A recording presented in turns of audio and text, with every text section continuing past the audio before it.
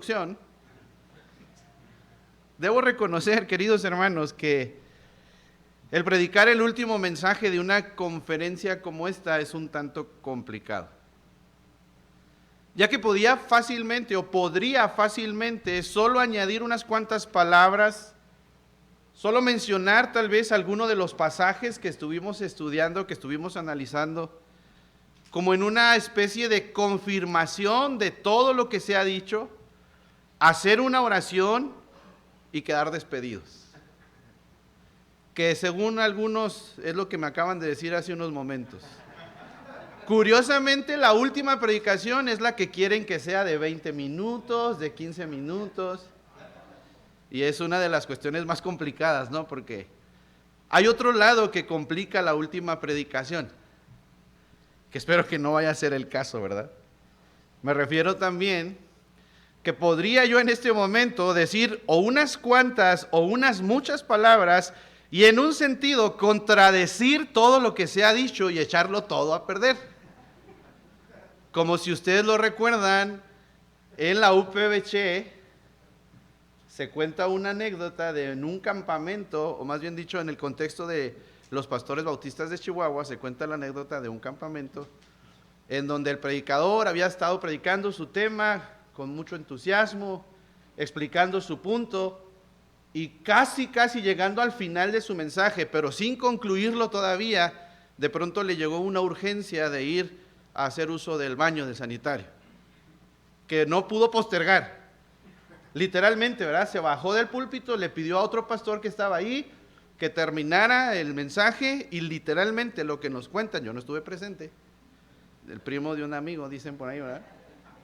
Yo no estuve presente, pero cuentan que literalmente lo que hizo fue echar a perder todo lo que el pastor había dicho en su mensaje. Les digo esto de todo corazón. No es mi intención que ninguna de las dos cosas pasen. Se me ha conferido esta responsabilidad, este privilegio y este honor de compartir el último mensaje y simplemente se los digo así desde lo más profundo de mi ser. Lo que queremos ser es nuevamente, si Dios así lo quiere, un instrumento en sus manos para abonar, para poner, si lo puedo decir así, desde el punto de lo que a mí respecta, un granito de arena de lo que el Señor ha estado haciendo en estos días. He orado por esto y les agradezco a los que se me han acercado y me han compartido precisamente eso, que han estado orando por las intervenciones de cada uno, ¿no? Especialmente lo digo por los que lo han compartido de manera personal. Y para introducirme ahora sí en el tema, yo quisiera comentar algo sobre lo que se pueden llamar las grandes paradojas de la vida cristiana. El tema que me ha tocado a mí, en realidad es el tema de la conferencia, la supremacía de Cristo en nuestro ministerio. Ya hemos hablado de otras áreas, ya hemos hablado de algunas otras situaciones, pero a su servidor me ha tocado el tema general, si lo puedo decir así, la supremacía de Cristo en nuestro ministerio. Y para introducir este tema, les digo, yo quisiera hablar un poquito acerca de lo que podemos llamar las grandes paradojas de la vida cristiana. Pero antes de ver esta introducción, por favor, hermanos, busquemos en nuestra Biblia el libro de los Hechos, y miren si se pondrá uno nervioso, ya les iba a decir el Evangelio de los Hechos, pero no. Libro de los Hechos, capítulo 20, versículos del 17 al 24. Vamos a leer, por favor, esa porción. Estaremos meditando principalmente en este pasaje, aunque obviamente, como bien lo sabemos, como predicadores estaremos usando otros versículos para apoyar algunos puntos o para enfatizar algunos de los puntos, pero nuestro pasaje central es este. Libro de los Hechos, capítulo 20, versículos desde el 17 hasta el 24. Y hagamos esto, hermanos, por favor, de manera alternada. Su servidor comienza el 17, usted me ayuda con el 18 y en esa dinámica nos vamos hasta el 24 y el 24 lo leemos todos juntos. Comienza su servidor.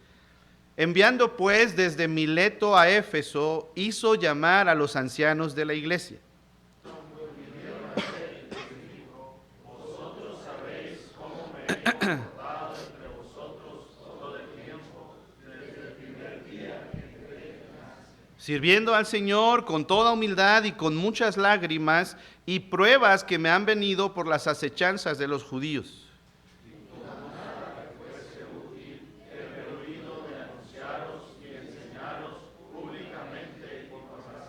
Testificando a judíos y a gentiles acerca del arrepentimiento para con Dios y de la fe en nuestro Señor Jesucristo.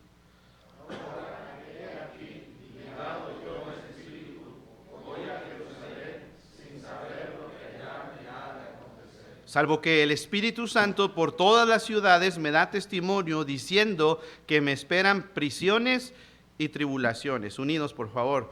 Pero de ninguna cosa hago caso, ni estimo preciosa mi vida para mí mismo, con tal que acabe mi carrera con gozo y el ministerio que recibí del Señor Jesús para dar testimonio del Evangelio de la gracia de Dios. Hagamos una oración, hermanos, por favor. Padre, gracias. Gracias otra vez, Señor, por lo que en estos días nos has mostrado, Señor, a través de tu palabra, a través de cada uno de tus siervos, a través de la iglesia, la hospitalidad, la generosidad con la que nos han recibido, Señor. Gracias, porque entendemos que eres tú el que has hecho posible todo esto. Y nuestra oración, Señor, ante este momento, el ser el último mensaje de la conferencia misma, Señor, y simplemente terminar con todo esto, Padre, que tú has dispuesto para nosotros. Queremos pedirte, mi Dios, que aún en este tiempo, Señor, lo que quede claro, lo que se resuelva también, Señor, tal vez en alguno de los corazones, sea reconocer que nuestro Señor Jesucristo debe tener la supremacía en todo lo que está alrededor de nosotros y en nosotros mismos. Te ruego, Señor, por favor, que en todos los sentidos nos permitas estar enfocados en esto. Sé que físicamente puede ser un momento complicado por la hora, por tal vez el cansancio que se puede ir acumulando en una semana llena de actividades, por adelantarnos, Señor, y pensar que vamos a regresar, algunos el día de hoy, otros en otros días, pero que vamos a regresar a nuestra casa, a la iglesia donde nos has puesto. Permítenos ayúdanos a hacer todo eso a un lado y podernos concentrar en tu palabra, Señor, en lo que tú quieres mostrarnos, en lo que tú quieres recordarnos a algunos, en lo que tú quieres enfatizar, Señor, en algunos otros, de acuerdo a la obra de tu Espíritu Santo. Gracias por este privilegio, por este honor y por esta gran responsabilidad. Y de todo corazón, una vez más, Señor, te digo que simplemente seas tú el que hable, Señor, y que el siervo que está aquí solamente exponga tu palabra. Y qué descanso es ese, Señor, el saber que la obra de aplicarla al corazón no es de la elocuencia o la falta de elocuencia del predicador, no es del uso de las palabras. Ese trabajo y esa obra es de tu Espíritu Santo. Gracias por eso, Señor. Me pongo una vez más en tus manos y te pido esto en el nombre de Jesús. Amén y amén. Les decía, hermanos, que para introducirme en el tema, les quisiera comentar algo sobre las grandes paradojas de la vida cristiana. Creo que la gran mayoría, por no decir que todos los presentes, entendemos y sabemos a qué nos referimos cuando hablamos de una paradoja. Igual, creo que es bueno, es necesario y tal vez hasta cierto punto pertinente mencionar cuál es el significado de esa palabra o a qué concepto nos referimos cuando hablamos acerca de paradoja. Por ejemplo, el diccionario de la Real Academia Española de la Lengua define a la paradoja de la siguiente manera: es un hecho o un dicho aparentemente contrario a la lógica. Un hecho o un dicho aparentemente contrario a la lógica, o también alguien más, otro diccionario, la definió a la paradoja como algo que es contrario entre sí. Y usted no me va a dejar mentir que en la Biblia encontramos algunas cosas que pueden ser catalogadas como paradojas. Es más, en nuestra propia vida cristiana hay muchas cosas que son una especie de paradojas, que pudiéramos catalogarlas, si me deja expresarlo así, pudiéramos catalogarlas dentro de dos categorías, de lo que es tanto la vida cristiana como la Biblia misma. Las paradojas que podemos encontrar allí. Pueden ser paradojas descriptivas o pueden ser paradojas ilustrativas. Y de hecho también pudiéramos mencionar otras dos categorías en las cuales podíamos catalogarlas. Paradojas positivas y paradojas negativas de acuerdo a la utilidad que pueden presentar en nuestra vida. Por ejemplo, cuando menciono paradojas ilustrativas, me refiero a aquellas que nos enseñan o nos ilustran algo en nuestra vida. De alguna manera nos ayudan a ver y a relacionar ciertas cosas en nuestra vida. Como por ejemplo, y aquí vemos claramente que es una paradoja, el Señor Jesucristo en Marcos capítulo 8, versículo 35 nos dice, porque todo aquel que quiera salvar su vida, la perderá. El que quiera salvar su vida, la perderás. Es algo contrario.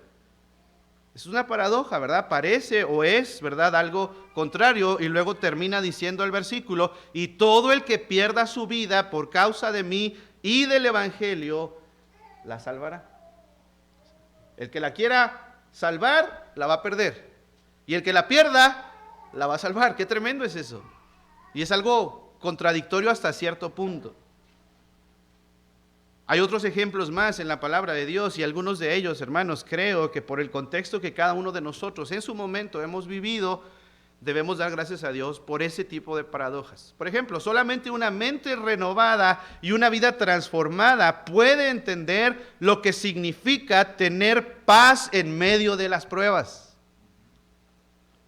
¿Se ha dado cuenta usted cómo verdaderamente es tan diferente un funeral, un servicio fúnebre de una persona que verdaderamente no hay, si lo puedo decir así, humanamente hablando, dudas de que en su momento creyó en el Señor, puso su fe en el Señor, y no solamente la persona, sino la familia también es una familia creyente? Qué diferente es un funeral en esas condiciones a un funeral de una persona que no se sabe, o más bien dicho, nosotros sí sabemos en dónde está esa persona. Es muy diferente. Una de las cosas que lo hace diferente es que en medio de una prueba tan grande como perder, y lo digo por experiencia propia, perder a un ser tan querido como lo puede llegar a ser un padre, puedes tener paz en medio de las tormentas. Es una paradoja. Solamente un creyente en Jesucristo puede entender lo que significa no tener nada y sin embargo poseerlo todo. Segunda a los Corintios, capítulo 6, del 8 al 10. Solamente un hijo de Dios puede experimentar gozo en medio de la tristeza. Solamente un cristiano puede tener la bondad y la fortaleza para bendecir al que lo maldice, según Romanos 12, versículo 14. Algo que en sí son cosas contrarias y por la gracia de Dios es algo que podemos hacer y que podemos manifestar. Solamente un esperanzado creyente en el glorioso mensaje de la resurrección de nuestro Señor Jesucristo, y a final de cuentas nuestra esperanza de lo que hablaba el hermano Alejandro en la predicación, del retorno de Cristo mismo y todo lo que eso significa, solamente una persona bajo esas condiciones puede entender y decir verdaderamente como Pablo: para mí el vivir es Cristo y el morir es ganancia. Paradoja. Y cuando hablamos de la otra categoría que yo mencionaba, de las descriptivas, yo me refiero a aquellas que nos describen una situación que está fuera de la lógica, una situación que es una contradicción en sí misma. Y hay un ejemplo, queridos hermanos, en la Biblia, en este sentido, que siempre me ha sorprendido, que siempre me ha impactado, y lo digo con mucho respeto y guardando las distancias que esto requiere y necesita, hermanos. Creo que al mismo tiempo es una especie de constante advertencia para el tiempo y la posición en la que Dios nos ha puesto. Y me refiero a lo que la Biblia describe del ejemplo, y usted lo recordará, de los hijos de Elí. ¿Se acuerda? Primer libro de Samuel, capítulo 2, versículo 12. Es tremenda la descripción que la Biblia da de los hijos de Elí. No necesitamos buscarlo, puedo compartirle la parte que me sorprende, la descripción que da. Dice la Escritura que los hijos de Elí eran hombres impíos y no tenían conocimiento de Jehová. ¿Por qué esto es algo sorprendente? ¿O por qué debería resultar en algo sorprendente? Porque, hermanos, ¿cuál era el oficio de Elí y cuál era el oficio de los hijos de Elí? ¿A qué se dedicaban? Y mire, aquí puedo conectarlo con lo que el pastor Nahum nos hablaba hace unos instantes. Su oficio era el servir a Dios, ofreciendo los sacrificios y todo lo que Dios había estipulado para los levitas. Servían a Dios, y qué tremendo es escuchar de Dios mismo a través de aquel instrumento que utilizó para escribir esta porción, Dios mismo diciendo que eran hombres impíos y que no conocían al Señor. Y mire, sé que el día de hoy yo puedo decir esto y lo vamos a entender y podemos pensar en ejemplos muy claros, ¿verdad?, acerca de esto, pero sí o no, queridos hermanos, hoy en nuestros días existen muchísimas personas que dicen servir a Dios y es obvio que no conocen verdaderamente a Dios. Por eso le digo que en ese sentido, guardando las distancias, porque espero que no sea hasta ese extremo que lleguemos a lo que le voy a decir en unos instantes, es una advertencia, tener cuidado. Una advertencia. Eran hombres impíos, no tenían conocimiento de Jehová. Y qué impresionante es ver esa gran contradicción, esa gran paradoja. Los hijos de Elí eran sacerdotes que en teoría servían al Señor, pero que no lo conocían. Y le digo una cosa, querido hermano consiervo, esto sigue siendo uno de los más grandes peligros a los que nos podríamos estar enfrentando en nuestro tiempo. Que en nuestra vida, que en nuestro ministerio se presente, y lo voy a decir así, se presente una especie de paradoja o de contradicción. Y no digo que sea necesariamente como en el caso o al grado de los hijos de Elí, quienes eran impíos, no conocían al Señor, pero sí puede ser una especie de paradoja en el sentido, queridos hermanos, de que no exista en nuestro ministerio verdaderamente la supremacía de Cristo en nuestro ministerio, en lo que hacemos, a lo que nos dedicamos, en lo que se supone, y lo digo con mucho respeto, que Dios nos ha llamado y nos ha puesto para eso. Dicho de otra manera, es completamente paradójico que un siervo de Cristo, que un hombre de Cristo, que un varón de Cristo, que un predicador del Evangelio de Cristo, alguien que se supone que tiene como meta y como fin vivir para Cristo, y esto es lo paradójico, que sea todo esto y que Cristo no tenga la supremacía en su vida. Es contradictorio. No está de más recordar, hermanos, o volver a recalcar lo que significa supremacía. Hemos estado hablando todos estos días sobre la supremacía de Cristo en diferentes cosas, sobre diferentes cosas. Y es bueno recalcarlo nuevamente o una última vez, si lo puedo decir así. Supremacía es el grado supremo en cualquier línea. Eso es.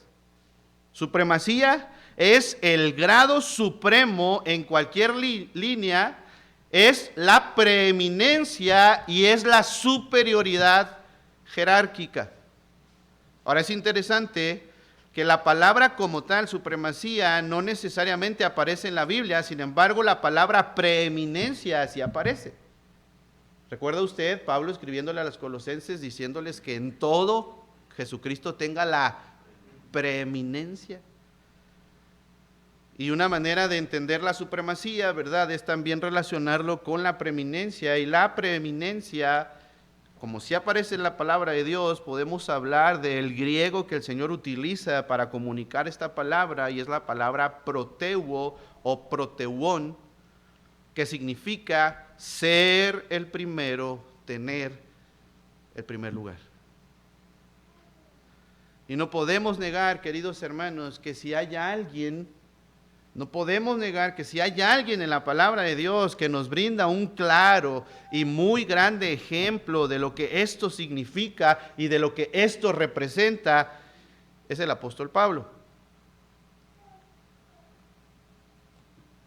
Que de corazón, amados hermanos, quiero hacer esta aclaración, si usted me lo deja o si me lo permite. De corazón les comparto que creo que ante un tema como el que estamos estudiando, mi intención no es exaltar al hombre.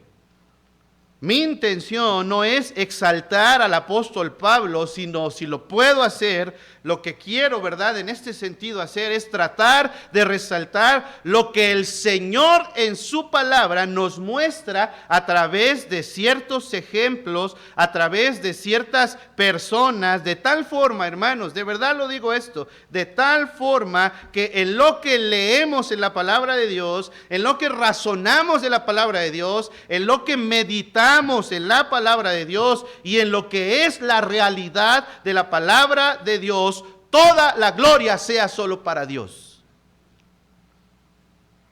Pero es interesante que por haber sido un gran instrumento en las manos de Dios, en el inicio de lo que fue la historia de la iglesia, podemos encontrar momentos como el que leímos hace unos instantes y la porción que estaremos estudiando, en donde podemos ver a través de lo que Dios hizo con el apóstol Pablo y a través de él, lo que puede ser y debe de ser la supremacía de Cristo en el ministerio. La porción en la que les pedí que leyéramos hace unos instantes es el pasaje que comprende uno de los momentos más emotivos del ministerio del apóstol Pablo. Por lo menos de lo que se tiene registro en la palabra de Dios. Mire lo que dice el versículo 17. Enviando pues desde Mileto, Hechos 20, enviando pues desde Mileto a Éfeso, hizo llamar a los ancianos de la iglesia. Le quiero compartir esto, ¿verdad? En un sentido, lo que está haciendo el apóstol Pablo es convocar a Doxa 58. Es como si él estuviera convocando una conferencia de pastores en el año 58 más o menos, y lo que él hace es manda llamar a los ancianos de la iglesia en Éfeso y los convoca y les pide que lo alcancen ahí. Noten eso, el contexto nos dice que Pablo en aquella ocasión no quiso llegar él directamente a Éfeso porque quería llegar lo más pronto que se pudiera a Jerusalén. Entonces, ¿qué es lo que hace? Llega a esa ciudad, a Mileto, a ese puerto, y de allí dice: traigan a los pastores de Éfeso. Y cómo no recordar, hermanos, sé que no lo leímos, pero lo conocemos, lo sabemos, cómo no recordar todo lo que el discurso de Pablo abarca y representa en aquella ocasión. Hemos leído una parte nada más, y para el mensaje vamos a usar solamente una parte, pero hermanos, él manda llamar a los ancianos de Éfeso y les da su discurso de despedida. Que por cierto, como varios comentaristas lo señalan, es el único discurso dirigido a un grupo de líderes en el registro de la palabra de Dios y del ministerio del apóstol Pablo. No queremos pensar o no podemos pensar que era el único discurso que les dirigió, pero sí el único que tenemos registro en la palabra de Dios. A un grupo de líderes. A un grupo de pastores, si se puede decir así. Y alguien podría decir: pastor, ¿y qué me dice de las epístolas pastorales? Bueno, esas eran para una persona en particular. Aquí está hablándole a un grupo de ancianos que entendemos que tenían la función de estar al frente de la iglesia y cumplir con esa parte que el Señor les había encargado. Y es en este discurso en donde el apóstol Pablo les abre su corazón y les comparte algunas cosas, hermanos, que son de suma importancia. Y entre ellas, les habla de algunas de las cosas que él había pasado en el ministerio y que de alguna manera a nosotros nos son de utilidad como para hacer un análisis de cómo estamos desarrollando el ministerio, cómo lo estamos haciendo, pero sobre todo, amados hermanos y consiervos, hacer un análisis de en torno a quién gira el ministerio que estamos desempeñando. Porque ciertamente conocemos algo de la palabra de Dios, bastante, tal vez en algunos casos, algunos más, algunos menos. Conocemos o tenemos por la gracia de Dios cierta experiencia tal vez en el ministerio, que en realidad cuando pienso en cuánto hace que salí del instituto, las cosas que hemos pasado y de pronto volteo y digo, ya son 15 años de que salí, por ejemplo, en este caso, del instituto y digo, bueno, ya es algo de tiempo, pero cuando veo la grandeza de lo que esto implica y sobre todo, amados hermanos, el reto y el desafío que implica el verdaderamente servir al Señor, me doy cuenta que nos hace falta, y lo digo por mí, especialmente por mí, nos hace, o me hace, debo expresarlo así, me hace falta muchísimo más todavía. Conocer más, aprender más, saber más, tener más sabiduría, tener o hasta tal vez debería decirlo así, tener sabiduría, me hace falta. Podemos pensar que sabemos algo acerca del ministerio, pero cuando nos topamos con esa realidad, nos damos cuenta que necesitamos conocer más al Señor. Y digo esto con mucho respeto. Lo hemos platicado ayer en la reunión de los pastores que tuvimos después de la comida, se mencionó esto. Esa es la razón por la que surgió estas conferencias, Doxa. Y el hermano Alberto explicaba en la sesión hace unos instantes, o más bien dicho antes del desayuno, él explicaba que el surgimiento de esta conferencia fue algo natural entre un grupo de pastores y amigos, si lo puedo decir así, que si algo nos movió, que si de algo nos dimos cuenta, y es interesante ver cómo actúa, si lo puedo decir así, la providencia del Señor, porque de diferentes maneras, cuando estudiamos cómo se dieron las cosas, de diferentes maneras el Señor fue trabajando en algunos de nosotros, y lo que nos hizo darnos cuenta, a final de cuentas, valga la redundancia, a final de cuentas, era saber que nos falta y que necesitamos profundizar más en la Escritura y conocer más al Dios de la Escritura. Y por eso estamos aquí, gracias a Dios. Y por eso los planes, ¿verdad?, de seguir con ese tenor de abundar o ahondar en el conocimiento de Dios. Pero podemos tener cierto conocimiento, podemos tener cierto tiempo en el ministerio y debemos de estar conscientes que debemos seguir creciendo en el conocimiento del Señor siempre, siempre. ¿Se acuerda lo que Pablo les decía a los de Corinto? Sabiendo que vuestro trabajo en el Señor no es en vano, pero antes les dice, creciendo en la obra del Señor, siempre, siempre. Así que para este mensaje quisiera adelantarle cuál es el bosquejo, si lo puedo decir así. Son 2 puntos. Y alguien podría decir, no, 2 puntos, pues ya mero nos vamos, pero no se confíe. Menos si me conoce, no se confíe. Los 2 puntos son, número 1, la definición. No es la única, no son los únicos aspectos, pero sí podemos pensar en esto. La definición que Pablo da sobre el ministerio, lo que para él fue y era y había sido hasta ese momento el ministerio. Y número 2, en el mismo discurso del apóstol Pablo, vamos a ver algunas de las evidencias de que verdaderamente en la vida del apóstol Pablo y en su ministerio sobre todo, estaba la supremacía de Cristo. Cristo era el más importante. Número 1, ¿cuál es la definición que Pablo da según estos versículos sobre el ministerio?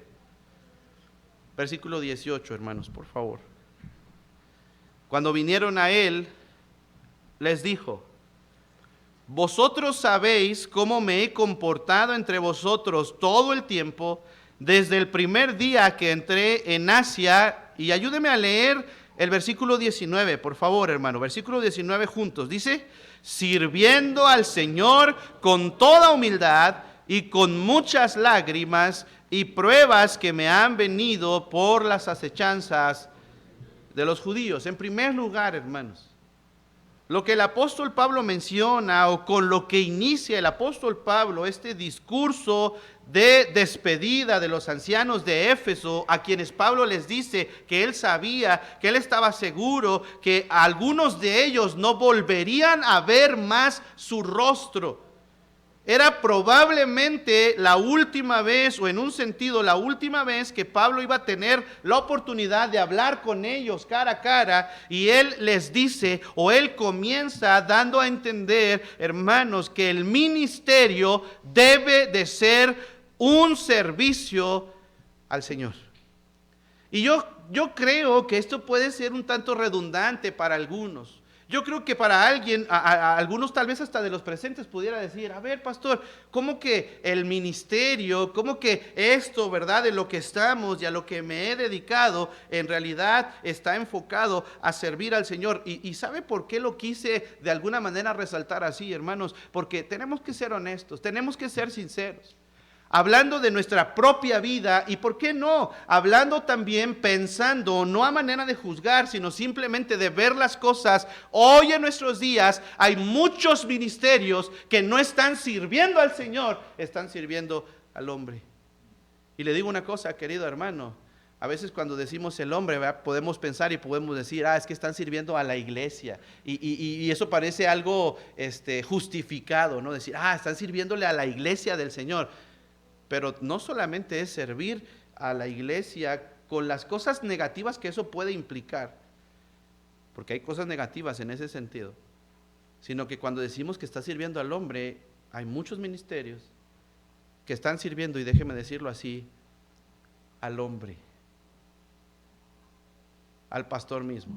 Usted sabe que es una de las cosas que se señalan y que debemos, creo yo, señalar, por ejemplo, en contra del Evangelio de la Prosperidad, porque ahí es muy obvio, demasiado obvio, y yo creo que en cada uno de los lugares en donde el Señor nos ha puesto, hay iglesias que fácilmente podemos catalogarlas de esa manera. Lo que se está haciendo es servirse, agradarse, y déjeme decirlo así, hasta enriquecerse al hombre, al pastor. Y ahora ya no nada más es el pastor, ahora es también la pastora, ¿verdad? La pastora. Y yo creo que por eso es pertinente recordarnos a nosotros mismos, amados hermanos, que el ministerio se trata de servir al Señor, a Dios.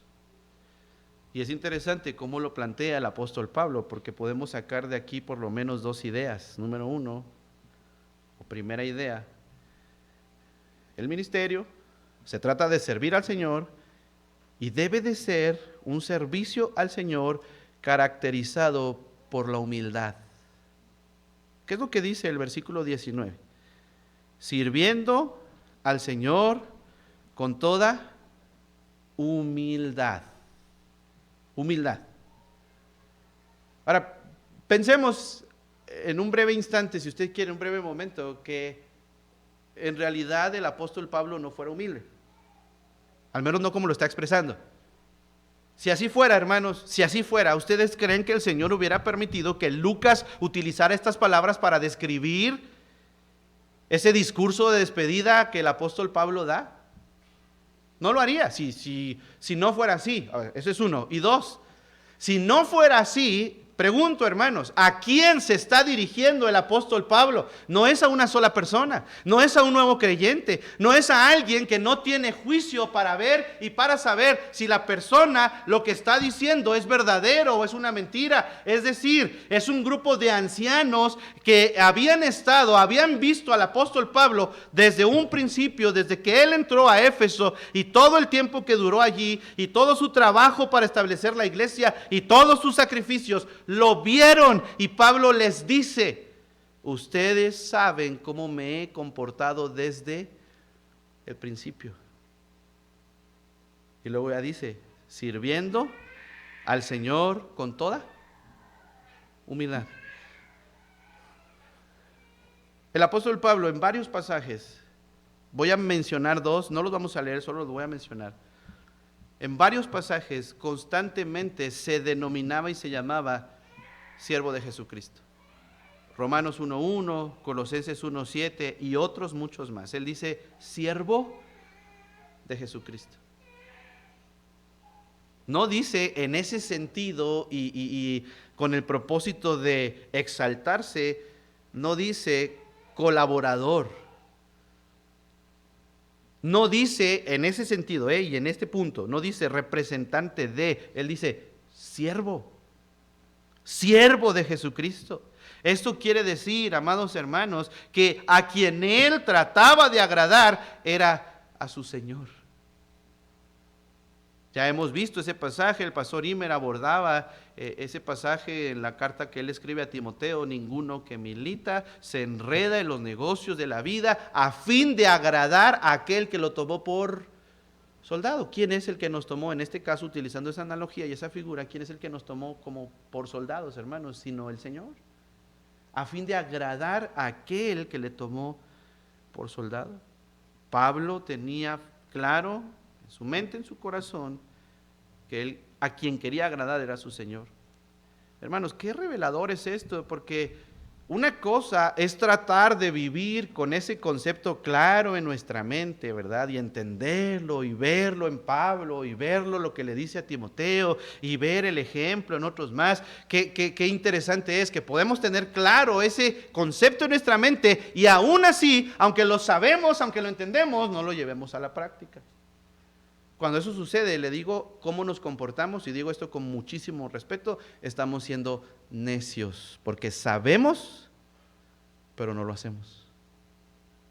Por eso sería, y es lo que quiero señalar y quiero mencionar, que no caigamos en esa paradoja de que servimos a Cristo y Él no tiene la supremacía en nuestro ministerio.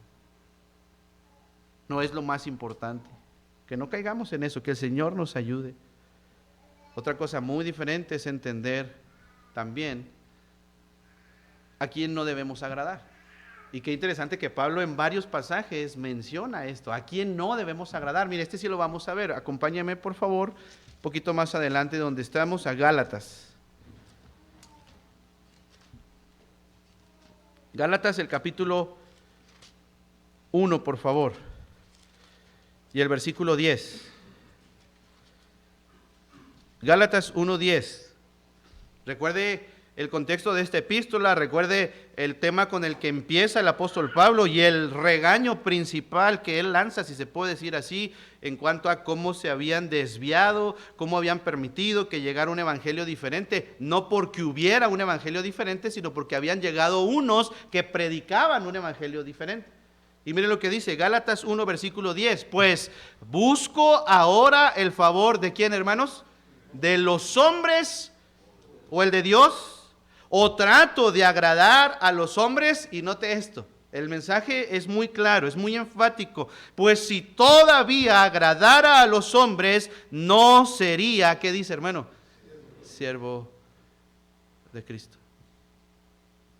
Yo creo que todos los presentes hemos descubierto y tal vez en cierta manera a la mala, que es imposible y que no debemos agradar a los hombres. A veces podemos caer en el error, en nuestro afán de hacer las cosas, ¿verdad?, de la mejor manera según nuestra cosmovisión, según nuestro pensamiento. Podemos caer en el error de querer quedar bien con algunos o agradar a algunos, hermanos, y tal vez si alguien ha pasado por eso, ya se ha dado cuenta que eso no es lo correcto, y Pablo lo está diciendo aquí. Hermanos amados, no hemos sido puestos en el ministerio por la gracia de Dios, y debo señalar eso siempre, siempre. Pablo lo reconocía. Doy gracias a Dios, al que me fortaleció, a Cristo Jesús, que me tuvo por fiel para ponerme en el ministerio. ¿Se acuerda de esa porción? Por la gracia de Dios hemos sido puestos en el lugar que el Señor nos ha puesto, y hemos sido puestos allí no para agradar a los hombres, sino a Dios, sino a nuestro Señor. Recordemos, hermanos, hay otro pasaje más, 1 Tesalonicenses 2:4, y él habla de una manera muy directa acerca de esto, ¿verdad? Él no estaba para agradar a los hombres. Recordemos que la humildad que se nos es requerida es una humildad precisamente, o más bien dicho, es una de las cosas acerca de las cuales más nos advierte la palabra de Dios, la humildad. Son muchos los textos, y usted los recuerda, algunos los sabemos de memoria, otros sabemos el concepto a final de cuentas, pero son muchos los textos que nos advierten acerca de no tener humildad, y son muchos más también que nos hablan acerca de tener la humildad. Es decir, la palabra de Dios nos habla ampliamente de este tema desde un sentido propositivo como de un sentido restrictivo. Nos dice que el Señor resiste a los soberbios y exalta a los humildes. Y nos invita el Señor a que vayamos a Él para hallar descanso para nuestras almas y para que aprendamos de Él, que es manso y humilde, ¿se acuerdan? Y hallaréis descanso para vuestras almas.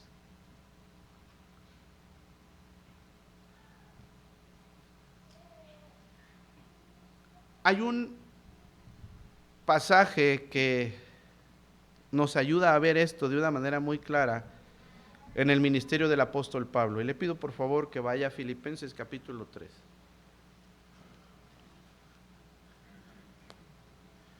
De verdad, hermanos, de todo corazón, puedo volver a reiterar esto. Doy gracias a Dios por la instrucción, por la enseñanza que hemos estado recibiendo, no nada más en esta conferencia, sino en lo que Dios ha estado haciendo. De verdad. No tienen idea, y yo sé que es una bendición que en su providencia el Señor en su momento nos permitió tener al pastor Beto, a su servidor, al pastor Nahum. No tiene idea de cuán agradecido estoy con el Señor, porque nos dio la bendición de ir a una conferencia en los Estados Unidos en donde el Señor despertó, si lo puedo decir así, una necesidad de profundizar en las Escrituras. Y le digo esto con el corazón en la mano. Sé, y Nahum mencionaba algo así, ¿verdad? Y también en una plática que teníamos ayer, él mencionaba así, sé que los pastores que estamos aquí vamos avanzando en esto, debemos ir avanzando en esto, pero también estamos conscientes que hay unos que van más avanzados que otros. Y gracias a Dios por los que van más avanzados. Es decir, no me considero, de verdad se los digo, de todo corazón lo digo, no me considero el mejor, el que ha avanzado mucho, el que he crecido mucho en esto. No, estoy consciente de mis limitaciones, de mi carácter y de mis deficiencias que me estorban en esto. Estoy consciente, pero hermanos, doy gracias a Dios por la instrucción que el Señor nos ha permitido tener en el último tiempo. Reitero, no solo en esta conferencia, en el último tiempo. Doy gracias a Dios por eso, pero hermanos, que no se nos olvide que el Señor nos manda, nos pide, y si me deja decirlo así, merece que seamos y sigamos siendo humildes. Humildes. Filipenses capítulo 3, versículos del 7 en adelante. Conocemos la porción, permítame leerlo. Pero cuántas cosas eran para mí ganancia, las he estimado como pérdida por amor de Cristo. Y ciertamente aún estimo todas las cosas como pérdida por la excelencia del conocimiento de Cristo Jesús, mi Señor, por amor del cual lo he perdido todo y lo tengo por basura para ganar a Cristo. Y ser hallado en Él, no teniendo mi propia justicia que es por la ley, sino la que es por la fe de Cristo, la justicia que es de Dios por la fe, a fin de conocerle y el poder de su resurrección y la participación de sus padecimientos, llegando a ser semejante a Él en su muerte. Y puedo mencionar esto: si había algo que Pablo quería, era conocer cada vez más y más al Señor, seguirle conociendo y parecerse a Él. ¿Y que no es acaso, hermanos, también la meta que nosotros mismos deberíamos de seguir buscando? Conocer cada vez más al Señor y parecernos más a Él, al Señor, o más a Él, ¿verdad? Al Señor. Y luego dice el 11, si en alguna manera llegase a la resurrección entre los muertos.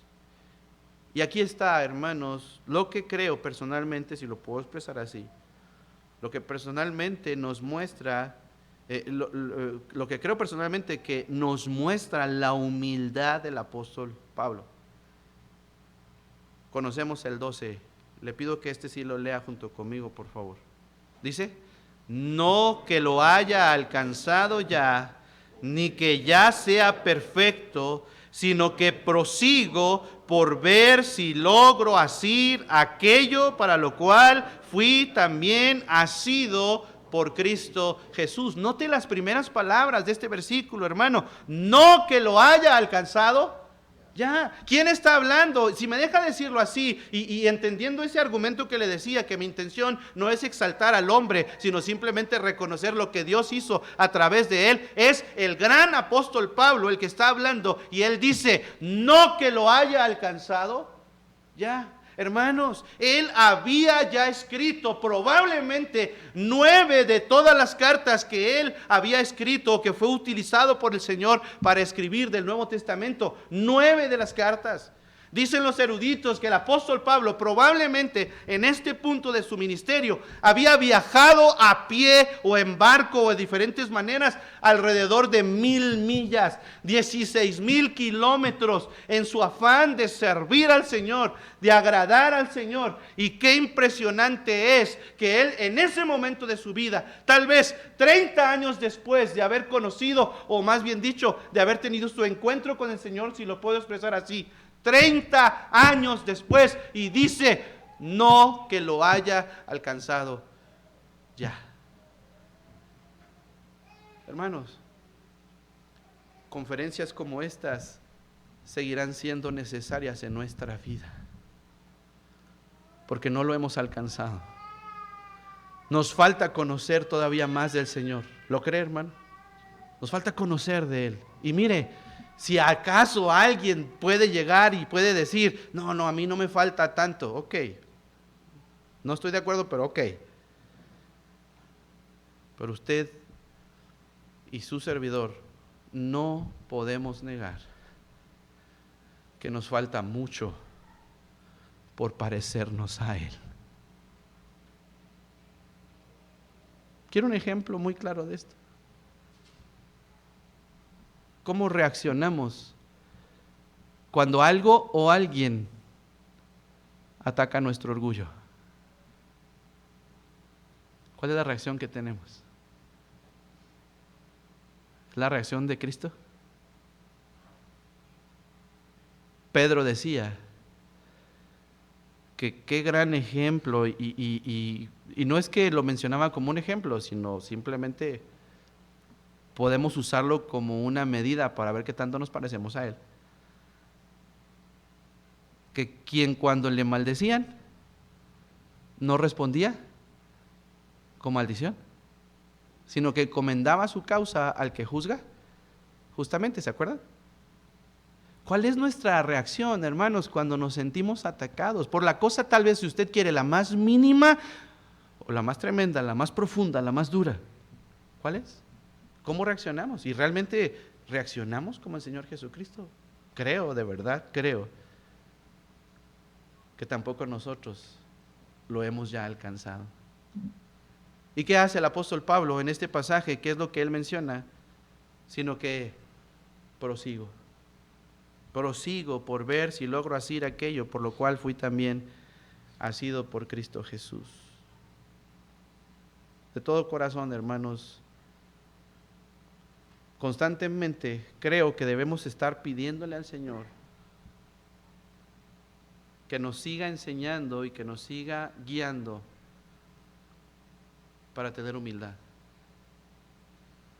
Porque un ministerio que es verdaderamente en donde se manifiesta la supremacía de Cristo, es un ministerio que se trata de servir verdaderamente al Señor y que está caracterizado por la humildad. Mire este otro texto. Segunda a los Corintios, por favor, capítulo 3, versículo 5. 4 y 5. Y tal confianza tenemos mediante Cristo para con Dios, no que seamos competentes por nosotros mismos. Humildad, hermanos. Humildad.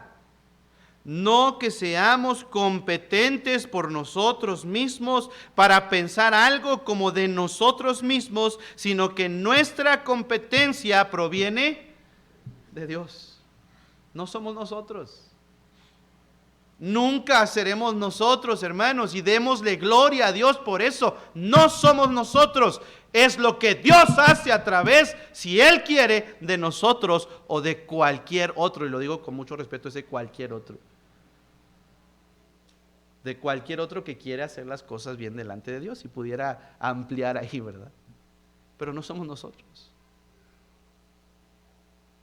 Hay un canto que hace poco empezamos a cantar en la iglesia que, si lo dijéramos en ese sentido del argot coloquial, ha sido un éxito, ¿verdad? Un hit en la iglesia. Y yo lo he dicho con algunos hermanos, y el asunto no es tanto la música, no es tanto porque melódicamente se puede decir que es un canto bonito, pero realmente lo que creo yo que ha impactado es lo que dice, y a final de cuentas es lo importante, ¿no? Lo que dice, y es que dice que no es por mí, sino Cristo en mí. No somos nosotros, es Dios. Nuestra competencia, dice el apóstol Pablo a los de Corinto, no es nuestra competencia, no es que seamos competentes, sino que proviene de Dios. Humildad. Otra cosa, hermanos, en cuanto al ministerio, de que se trata de servir al Señor, es que es un servicio también, volviendo por favor a Hechos 20, es un servicio también que te lleva a enfrentar algunas dificultades. Y podríamos durar, le aseguro, más de una semana aquí si de pronto abriéramos ese tiempo para que cada uno de nosotros expusiéramos las dificultades que nos ha tocado enfrentar en el ministerio, en todos los sentidos. Las que nos han venido y que creemos o entendemos que son una prueba de parte del Señor, como los problemas que nosotros mismos nos hemos acarreado, porque esa es otra cosa, ¿verdad? Hay muchas situaciones difíciles que enfrentamos y que vivimos, pero por cosas que nosotros hacemos, por descuidos que nosotros tenemos, por reacciones incorrectas de nuestra parte, etcétera, etcétera, nuestras limitaciones, nuestros defectos y todo eso, ¿verdad? Es más, por nuestros propios pecados, problemas, situaciones difíciles. Y mire cómo el apóstol Pablo aborda este asunto, versículo 19. Vamos a llegar hasta el 38, hermano, así es que de aquí hasta mañana, si Dios lo permite, no se preocupe, no se crea, no. Estamos en el 19 todavía. Sirviendo al Señor con toda humildad, y luego ¿qué dice después, hermano? Y con muchas lágrimas y pruebas que me han venido por las acechanzas de los judíos. Pablo aborda este asunto de que el ministerio te va a llevar a enfrentar algunas dificultades, y el hermano Alejandro lo mencionaba el día de ayer en la noche. El sufrimiento, las situaciones difíciles son inherentes, son parte del ministerio. No podemos negar esto, y ya lo hemos experimentado de diferentes maneras. Y Pablo aborda este asunto al usar dos palabras que nos pueden servir para explicar algo que creo que todos ya lo hemos comprobado. Y no solamente una vez, sino me atrevo a decir que ha sido en algunos casos muchas veces. Pablo dice, sirviendo al Señor con muchas lágrimas. El pastor John MacArthur en su comentario de este pasaje menciona que cuando él habla de muchas lágrimas, o él comenta esto, ¿verdad? Analiza esto, cuando él habla de muchas lágrimas, él se está refiriendo al sufrimiento interno que un siervo de Dios puede enfrentar. Algo de adentro. Podemos pensar y podemos ver, por ejemplo, varios pasajes de la Escritura, no los vamos a buscar por razón del tiempo, pero el mismo apóstol Pablo nos da un ejemplo de cuáles podrían ser ese tipo de cosas genuinas que nos pueden provocar dolor. En Romanos 9 podemos encontrar cómo el apóstol Pablo dice que él sufría, que a él le dolía y le pesaba en su corazón y le llevaba las lágrimas la salvación de sus hermanos, la salvación de Israel. Y también entendemos que no nada más de Israel, sino la salvación de los perdidos, si se puede decir así. Algo que estaba adentro, algo que Dios había generado dentro de él.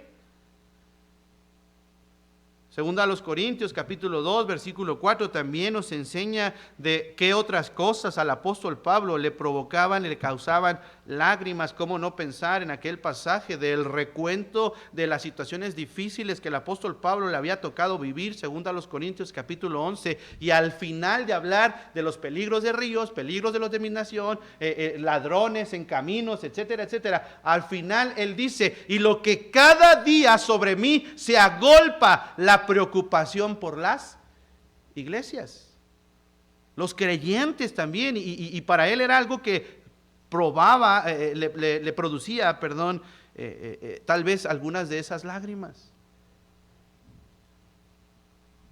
Y en este mismo pasaje, pero más adelante, por favor, estamos en Hechos 20, el versículo 29 al 31, nos dice también otra cosa que le provocaba lágrimas. Déjeme leerlo, por favor. Hechos 20, 29 al 31, dice: porque yo sé que después de mi partida entrarán en medio de vosotros lobos rapaces que no perdonarán al rebaño, y de vosotros mismos se levantarán hombres que hablen cosas perversas para arrastrar tras sí a los discípulos. Por tanto, velad, acordándoos que por 3 años de noche y de día no he cesado de amonestar. ¿Y qué dice al final, hermano? Con lágrimas a cada uno.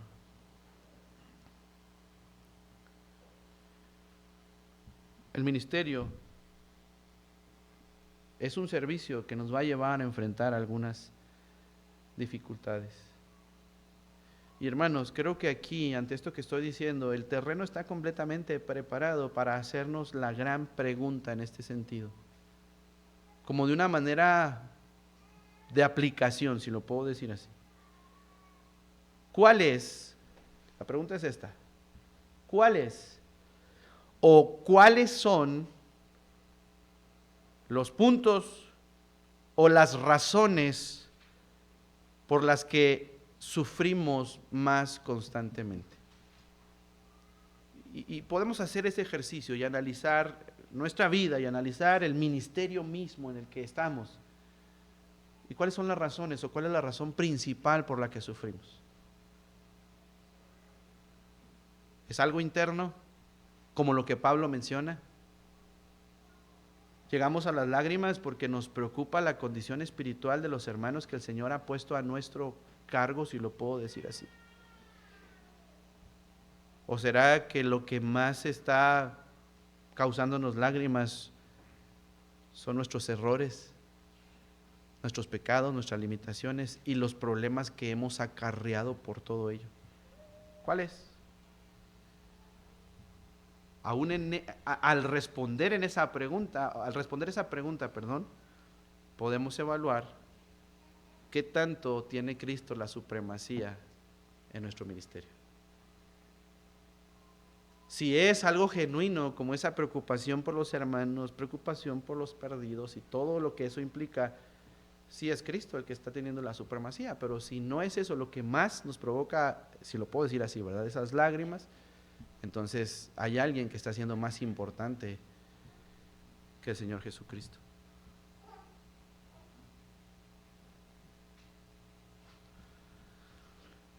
La segunda palabra que el apóstol Pablo utiliza es pruebas. Y aclara que le habían llegado de manera externa, específicamente por las acechanzas de los judíos.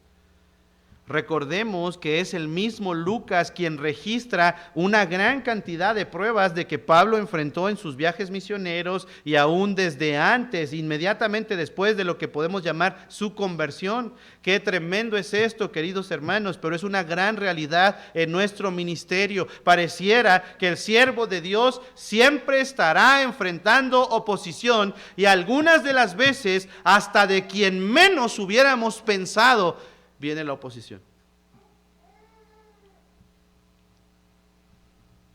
Déjeme avanzar un poquito más. El ministerio, lo hemos estado señalando, se trata de servir al Señor.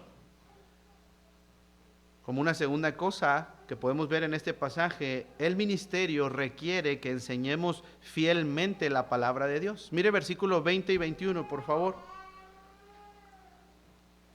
Hechos 20, versículos 20 y 21. Después de decir que había servido al Señor con humildad, con muchas lágrimas, pruebas que le habían venido, dice el 20, y como nada que fuese útil, he rehuido de anunciaros y enseñaros públicamente y por las casas, testificando a judíos y a gentiles acerca del arrepentimiento para con Dios y de la fe en nuestro Señor Jesucristo. Pero él dice, no he rehuido enseñar.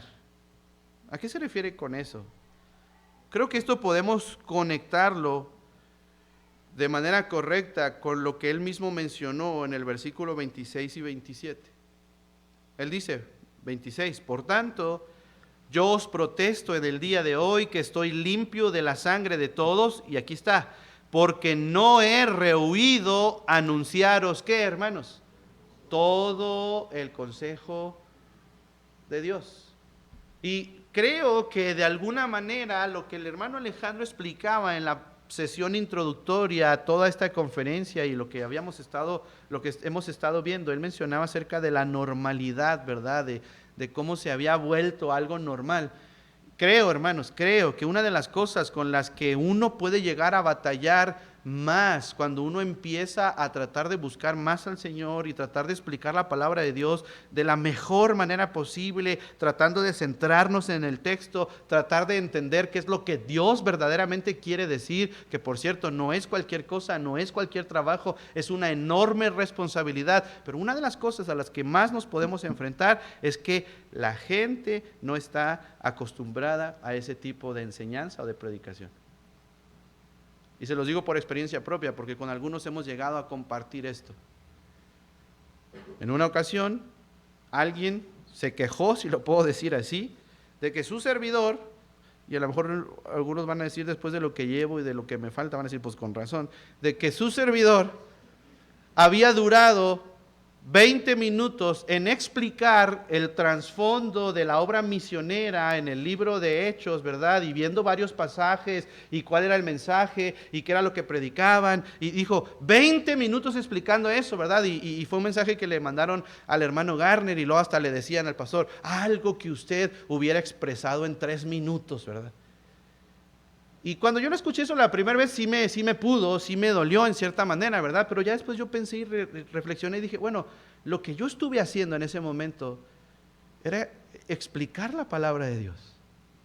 Era compartir la palabra de Dios. Y si a una persona le molesta que se le explique la palabra de Dios, el problema no necesariamente es con quien lo está explicando. Y puedo entender, ¿verdad?, que hay maneras y que hay formas. Lo puedo entender eso. Pero en ese momento, créame, lo que estábamos haciendo era explicar la palabra de Dios. Y yo terminé mencionando esto o concluyendo esto. El problema no es necesariamente la persona que lo está diciendo, sino la persona que lo está escuchando, que no está acostumbrada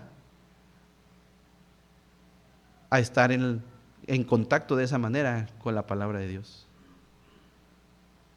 Y esto es algo, hermanos, por lo cual debemos de estar orando constantemente, y de eso se trata todo esto de las conferencias, de tratar de avanzar, de profundizar y de conocer más para poder enseñar de manera fielmente la palabra de Dios. Pablo dice, no he rehuido anunciarles todo el consejo de Dios. Otra cosa más, el ministerio requerirá muchas veces de algunos sacrificios. Y sé que todos lo hemos experimentado de una o de otra manera. En mayor o menor grado, si usted quiere, pero al apóstol Pablo le tocó eso. Mire, versículo 22. Ahora, he aquí, ligado yo en espíritu, voy a Jerusalén sin saber lo que allá me ha de acontecer, salvo que el Espíritu Santo por todas las ciudades me da testimonio diciendo que me esperan prisiones y tribulaciones. ¿Pero hacia dónde iba? ¿Por qué no quiso llegar a Éfeso? ¿Por qué no quiso detenerse en la ciudad y pasar tiempo, no solo con los ancianos, con la iglesia misma? Porque él quería llegar lo antes posible a Jerusalén. En un sentido, queridos hermanos, para él eso representaba un sacrificio. ¿Cuál sacrificio? No sabía cómo, no sabía cuándo, no sabía dónde, ¿verdad? En cierta manera, pero el Espíritu Santo le había estado mostrando que al llegar le esperaban prisiones y tribulaciones. Y él no dijo, no, pues entonces no voy. No fue como Jonás, ¿verdad? Que en vez de irse a Nínive se fue a Tarsis. No dijo, bueno, si me acerco a Jerusalén me esperan prisiones y tribulaciones. No, hombre, pues acá en Asia tengo muchos lugares en donde ocuparme en el ministerio. No hizo eso. Él se dirigió directo a Jerusalén. Porque representaba de alguna manera un sacrificio. Y yo sé, hermanos, igual, si habláramos de esto, pudiéramos pasar mucho tiempo escuchando y compartiendo al mismo tiempo los sacrificios que de alguna manera el Señor nos ha llevado a hacer o hemos tenido que hacer, si lo puedo expresar así.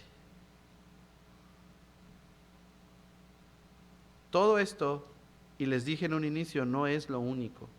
Hay más cosas que pudiéramos pensar y ver, pero con estas son cosas que fácilmente podemos detenernos, meditar y analizar si esto es en lo que estamos involucrados, si esto es lo que estamos haciendo. El ministerio, hermanos, se trata de servir al Señor. El ministerio requiere que enseñemos fielmente la palabra de Dios. El ministerio requerirá muchas veces de algunos sacrificios.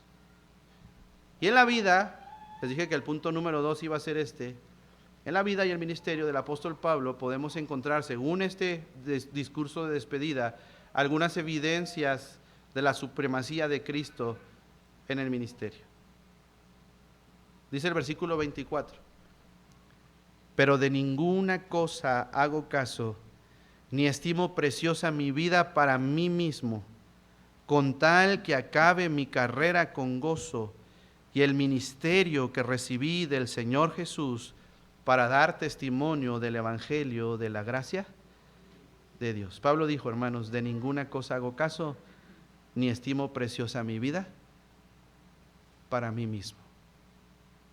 Si lo puedo decir así, la más grande competencia por la supremacía en el ministerio que Cristo puede enfrentar somos nosotros. La más grande competencia. Claro que no le llegamos ni a los talones, si puedo usar esa expresión, ¿verdad? Pero si lo puedo decir de esa manera, si lo puedo expresar de esa manera, y tal vez no es la más grande, más bien es la competencia más común que Cristo puede enfrentar en cuanto a la supremacía en el ministerio, es con nosotros. Es decir, si no tenemos cuidado, si no nos guardamos, si no estamos vigilando, si no estamos tratando de capacitarnos cada vez más, si no queremos seguir adelante, fácilmente podemos llegar a un momento en lo que mencionaba el pastor Nahum hace algunos instantes, ¿verdad?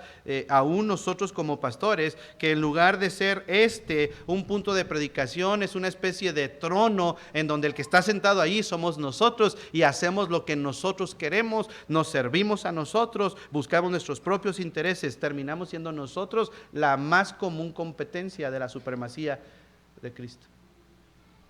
Pero Pablo nos enseña algo enorme aquí. Él dice, de ninguna cosa hago caso, ni estimo preciosa mi vida para mí mismo. ¿Qué es lo que está diciendo aquí el apóstol Pablo? Que para él, hermanos, el más importante no era él. No estimo preciosa mi vida para mí mismo. ¿Quién es? Podemos entenderlo en el contexto, podemos entenderlo en el mismo Señor, en el mismo versículo, cuando dice que es el Señor Jesús. Mire, déjeme acabar con esto, termino ya. Podemos decir que la evidencia de la supremacía de Cristo en nuestra vida está en el lado positivo de lo que consiste o es parte del ministerio. Es decir, cuando Cristo es lo más importante, tiene la supremacía en nuestro ministerio, le serviremos verdaderamente a Él y no a nadie más. A Él verdaderamente, no a nosotros, no a un grupo de personas, le serviremos a Él, cuando Él es verdaderamente el que tiene la supremacía. Cuando Cristo es lo más importante en nuestro ministerio, hermanos, enseñaremos o nos preocuparemos y trataremos de enseñar su palabra cada vez más y procurando también hacerlo de la mejor manera posible, porque estamos hablando de aquel que tiene la supremacía en nuestro ministerio. Cuando Cristo es lo más importante en nuestro ministerio, hermanos, estaremos dispuestos a hacer cualquier sacrificio por Él con tal de agradarle solo a Él. Como dice el versículo 24, ni siquiera consideraremos importante nuestra vida para nosotros mismos, con tal de que cumplamos ese ministerio en el que el Señor, y enfatizo eso otra vez, en el que el Señor nos ha puesto. El Señor. Que Dios nos libre y que Dios nos guarde de que nuestro ministerio sea una paradoja, en donde Cristo debería de ser el más importante, pero en la práctica no lo está haciendo. Oremos, hermanos, para finalizar, por favor.